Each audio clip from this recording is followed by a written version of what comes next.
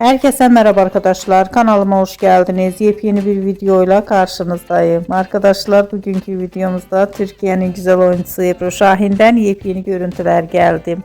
Ebru Şahin'in muhteşem görüntülerini sizler için YouTube kanalımda video halinde sunuyorum. Umarım beğenirsiniz. Arkadaşlar videomu beğendiyseniz kanalımı izlemeyi ve bildirim butonuna basmayı unutmayın. Hoşça kalın.